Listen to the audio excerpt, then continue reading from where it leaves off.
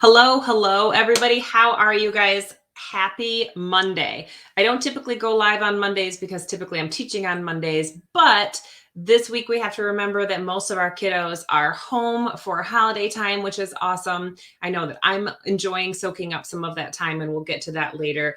But I wanted to make sure that I jumped in here today for our event, 7-step simple decision making. Let me get that on the board for you.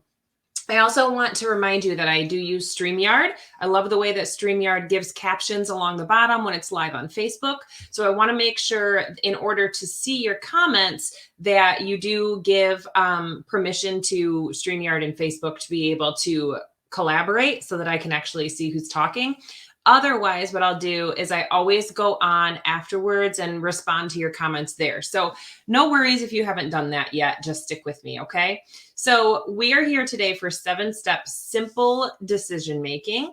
And I want to make sure that you guys get this, because I think that decision making is one of the things that gets us most often stuck in our business. All right. So before we jump in, I'd love to know where everybody is coming in from today. I'm in Michigan. For those of you that do not already know that, the sunshine the last couple of days has really made me feel like it's spring rather than almost Christmas.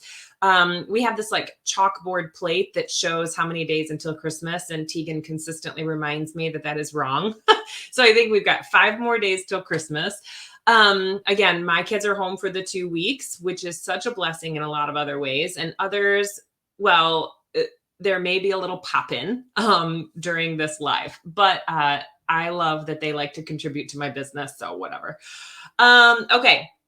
So I want to thank you guys for jumping on live today for 7 steps to simplify your decision making.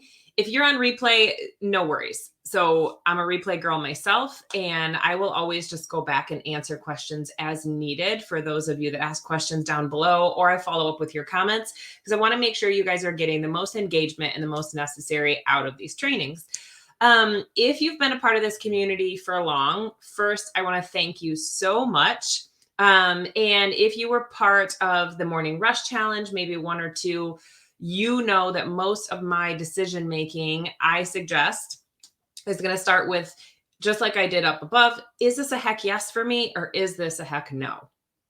If it's not aligned with my business or my team, then it goes off the table. It is a time suck, right? So this decision-making process, although can be simplified down to that one step, is it a yes or is it a no? Does it light me up? Does it align with my team, right?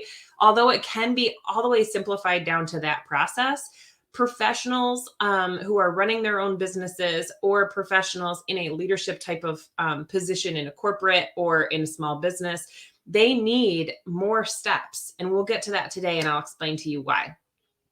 So tell me down below, let's think of some decisions that we have to make in our business or in our lives. Remember, you can be an entrepreneur to be a leader. You can be a team leader. You can have your own network marketing team. You can be the CEO of your household.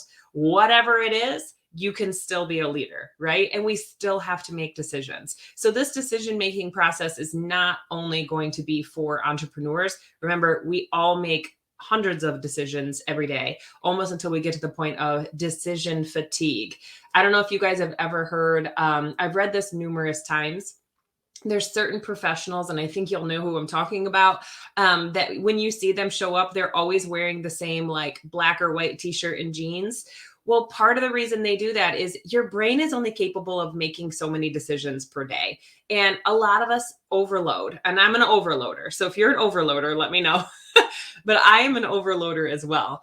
And one of the things that I have really loved over this last year of really building this community and building my coaching clients and my own personal business is that it's almost given me permission to do it in my own way. And one of those things is, you see some of these top professionals that I'm talking about are only wearing like the black or white t-shirt and jeans. It's because they say, that's not a decision that is important or is going to necessarily make me long-term money, right? That's not something that, if I was holding back or I was spending one of my decisions in the morning on what I'm going to wear for the day, I mean, that's just a waste of my brain, right? So one of the things that I do is I either set things out or I just go for whatever I grab out of my closet. That's one of those decisions that you are not going to use this long process for. That is going to be a real quickie, right? But there are some decisions in our day. So what are some decisions in our day? Drop those below so that the group can really see that they're on the same page. We have to find some encouragement, and that is going to get us reaching out and sharing even more often. Some of those decisions that you might think of that we make are going to be something that has to do with our products, our services, our team members, whether it's hiring, whether it's promoting, whether it's letting go. Maybe one of your decisions that you'd use this for, am I going to join this challenge? Am I going to hire this coach? Am I going to put a new program in my personal growth? How am I creating my morning routine? You guys know that I'm hyped up on the morning routine. I think that that is the utmost importance to start your day. What should I be teaching? What do I want my content to look like? Do I need a new car? Do I need a new computer? Should I hire an assistant? Should I collab with another entrepreneur? Right? So this is just like a handful of different ways that we come up with decisions we have to make on different days. And I'm sure that you guys would have, another 10 to 15 examples as well. So let's get into this real quick. Okay. So our first thing that I'm going to do is explain what those 7 steps are. So our 7-step simplified decision-making process is going to be identifying our problem, identifying the solution that we are wanting to find. What result do we want, right? The next thing that we're going to do, number 2, is to gather information. Our third thing is going to be, what are the alternatives? The fourth thing is we are going to be weighing in. How am I feeling about all these different options that I have? Number 5 is going to be choose among those alternatives. So choose a path, make a decision. Lastly, take action and review your decision. So let's jump into that. So you might have seen on the post today that I wrote 2 roads diverged in a wood, and I took the one less traveled by, and that made all the difference, right? You saw a picture of it in the forest with the 2 paths, and that was because Robert Frost wrote that, right? He said, I took the one less traveled, and that made all the difference. Unfortunately, not every single decision is as simple as like, oh, let's just take this path and see where it goes, right? Especially when you're making any decisions that are related to your business or you as a leader or your company. And do you agree that when you're first starting off, every decision feels like it's going to be a make or break? Am I right? Every decision at that point feels like it gets you stuck. It gets you stopped. It gets you feeling that horrible word, overwhelm, which really basically just means that I am not sure. I am not sure of which step to take. And I will tell you, one of the best things I did over this last year was to hire myself a coach and get myself surrounded by a group of people who I could bounce some of those ideas off that could help me with some of this decision-making process. So whether you manage a small team, whether you're head of a network marketing team, whether you're head of a large corporation, or maybe you only have your entrepreneurship, right? Or again, your household, your success and the success of those people that you lead are going to depend on you making the right decisions and learning quickly from the wrong ones. So I want you guys to use this 7-step process to make it better, less emotional decision making, and make some more educated decisions. Okay. So the decision making process is just going to be this step-by-step process, super simple, giving us the ability to solve problems. We're going to be looking at the alternatives. We're choosing a path from there. This seems really easy, right? It is. So once you get the process down, it's going to come to you really easily every time that you begin trying to make one of those decisions. Okay. So it's also going to give you an opportunity at the end to review whether or not the decision was the right one. I mean, true leaders, they have this vision, right? They see this result, but along the way, we have to adapt and we have to edit and we have to make sure that the decisions that we're making, the alternatives we're looking at, the information we're gathering are all aligned, right? With the solution that we're looking for. All right.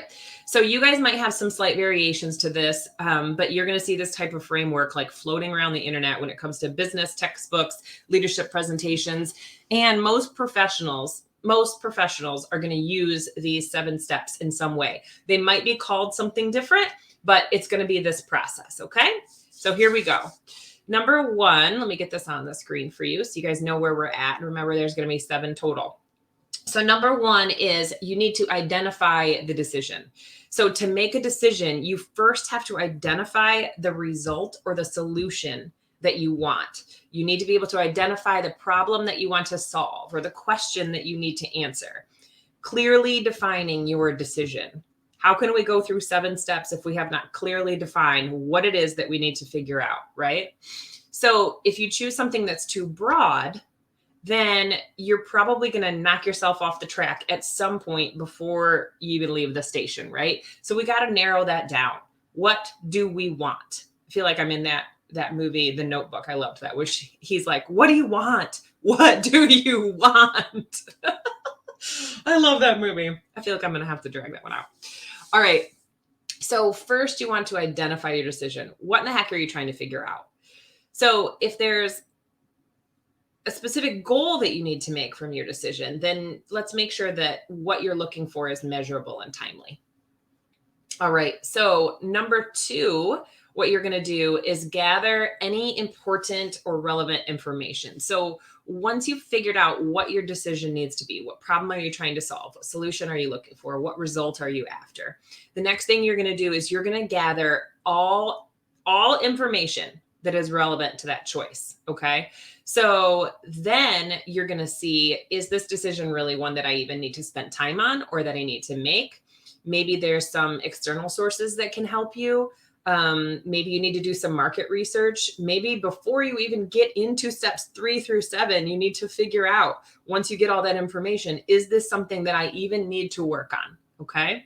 So you make your decision and then we're going to gather some relevant information. Keep in mind that you can get what feels like bogged down by too much information. How many of you guys have heard of analysis paralysis? You almost freaking talk yourself out of making a decision or moving forward because there's so much information out there that you're like, I can't do it. This next step in this process is going to help you get through that. Okay. Because too many people who have really great things to share are getting stuck and stop before that they can even create that ripple effect and get their stuff out on the table. Whether it's a product, it's a service, it's just you in general. We have to make sure that you guys are getting past that analysis paralysis and get your stuff out there. Okay. So number 3 is going to be, you're going to identify some alternatives, right? So you've made this decision. The next thing you've done is gathered some information. The next thing that you're going to do is you're going to come up with any sort of relevant alternatives, right? So what are some possible solutions to this problem? There's usually more than one option to consider. And if your company's maybe trying to gain more engagement on social media, right? So your alternatives could be that you want paid social advertisements. You could maybe change your social organic strategy, maybe a combination of the 2. Maybe you need to hire somebody specifically for that position. Maybe you need to have somebody who's already on your team specifically in charge of that, right? So what are your alternatives? What other kinds of things could you do to get to that solution that you're wanting? The next thing you're going to do is you're going to gather all that information and then you're going to go, okay, so weigh in on how you're feeling on this process, how you're feeling about the alternatives that are on the table. You may need to go back to step 3. You may need to add in some additional alternatives, right? And if you feel like you need to, that's okay. Any extra time you spend in this decision-making process, as long as it is progressive, as long as it's something to move you forward, it's not something that's holding you back out of fear or the unknown, right? As long as it's moving you forward, you may have to take a step back every once in a while, and that's okay. So here you're going to start weighing in on how you're feeling about those different alternatives. Are there any additional ones? And you also, again, you want to go, is this really a problem that I need to make a decision on, that I need to fix right away, right? So you're going to weigh in on how you're feeling. And then you're just going to look at any possible pitfalls. You know, Bill being in engineering, he always says things to me like, okay, if this is your plan, like, why won't it work? And for a long time, I was like, oh my gosh, why do you have to be so negative? I'm like on a high horse, excited and, optimistic right now. And then you're coming in with like, well, what if it doesn't work? Thank God for those people that say, what if it doesn't work? Right? Because those are the people who are trying to streamline our process and go, okay, but what if? And if it doesn't, they're like, if it doesn't work, how are you going to make it work? Right? So thank God for those people. So any of those alternatives, like what if they don't work? How are we going to make that still an alternative? Okay. All right, here comes number 5. And people usually jump to this as their number 2. You want to make sure you have those steps in between, but here's your number 5. You need to choose a path. You need to look at those alternatives. There might be 2, there might be 5. You are going to actually make a decision on what to go forward with. So hopefully you've identified, maybe clarified some of the information that you need. You feel really good about the alternatives that you have on the table. And at this point, you are going to choose one of those paths and stick to it. Commit to me right now that you are going to choose one and you are going to stick to it and you're going to see it through. You cannot, at this point, go backwards. At this point, you choose the path, okay? The next thing that you're going to do is you're going to implement. You're going to take action, right? All these ideas that are up in the clouds in our brains, great being on the table. Great idea. But where a lot of teams lose their momentum is that they don't ever take action. They don't ever put somebody in charge and say, this is what we're going to do, and this is your piece of the pie. This is how I want you to move forward. Once you've made your decision and you've chosen a path, act on it. And then develop a plan to make that decision tangible and achievable. I'll give you a couple ideas for those here in a second. But this piece is so important. You have to make sure that you choose that path, you take action, and you stick to it. See it through. Like, I remember when my coach was like, Trian, choose one thing and go that for 30 days. Give yourself 30 days on that to really decide if that's what you want to do or you don't want to do. And then she was like, now go hard on this for like 6 months, right? So give it some time. If you're not seeing the type of changes that you want to see in 2 days, you're not giving it long enough. You've got to give things time. And then you have to ask yourself, have I been really working on implementing? Okay. So that was number 6. Number 7, once you've got some time in place, okay, so you give it some sort of predetermined amount of time. And you do that during that decision process, right? Once you give it that certain amount of time, I want you guys to take an honest look back at that decision and the actions that you took. And I want you to say, was this the solution I was looking for? Were these the results that I wanted to get? Did I solve my initial problem? Did we meet our goals? Did I answer the question that I had in the beginning? If so, then that's awesome. Like, next decision, you know what I mean? Pass this along, delegate it, and make next decision. If it did work, then take some notes from what did work for future reference. We got a comment over here. Just want to double check on. Oh, someone's heading to Kentucky. Okay. I love that. All right. So along with the review, if not, it didn't work, right? You took action. You gave it a good amount of time. If it did not work, then what you're going to do is you're going to learn from those mistakes quickly. We're not going to dwell on it. We're not going to just sit and go, oh man, what I did didn't work. I guess I'm not good enough to do this. We're not doing that. We're not dwelling in that. No, we are taking action. We are creating things. We are becoming. So you take those mistakes and you begin the decision-making process again. Maybe you need to go back to number 3. Maybe you need to go back to number 3 and look at those other alternatives that you chose and then weigh in, choose a path, Take action. Oh, did this work? Did this not work? It didn't work? Okay. Is this really the problem that I had?